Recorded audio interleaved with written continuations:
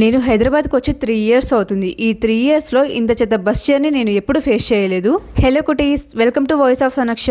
అసలు బస్ చూసారా ఎలా ఉందో? టికెట్ ఎంతో తెలుసా? 1400. వీకెండ్ కి ఇంటికి వెళ్లి హైదరాబాద్ రిటర్న్ అవ్వడానికి బస్ బుక్ చేసుకున్నాను. ఈ బస్ తీరుని చూసి నన్ను బస్ ఎక్కించిన మా డాడీకి నైట్ మొత్తం నిద్ర లేదు. సేఫ్ గా తీసుకెళ్తాడా లేదా అని. విండో చూసారా ఎలా పగులుందో? నేను బుక్ చేసుకునే టైంకి లాస్ట్ స్లీపర్ మాత్రమే ఖాళీ ఉంది. లాస్ట్ స్లీపర్ లో ఎక్కడం కూడా ఇదే ఫస్ట్ టైం.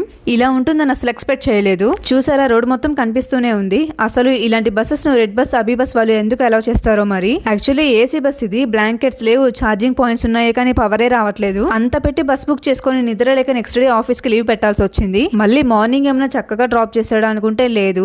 బస్సెస్ సిటీలోకి రావని చెప్పి వ్యాన్ ఎక్కించారు. చెకింగ్ జరుగుతుందంటే డాక్యుమెంట్స్ లేవన్నారు. అందరైతే గొడవ పెట్టుకోవడమే ఆయనతో ఆఫీస్ కి లేట్ అవుతుందని చెప్పి. మార్నింగ్ 1 hour వరకు అలానే రోడ్ లో నిలబెట్టేశాడు మమ్మల్ని. ఇంత చెత్త బస్ కి ఖచ్చితంగా రేటింగ్ అండ్ రివ్యూ ఇవ్వాలి కదా. 1 రేటింగ్ ఇచ్చా అండ్ బ్యాడ్ రివ్యూ ఇచ్చా. నేను చేసింది కరెక్టే కదా. ఈ వీడియో మీకు నచ్చితే like, share and subscribe. By by.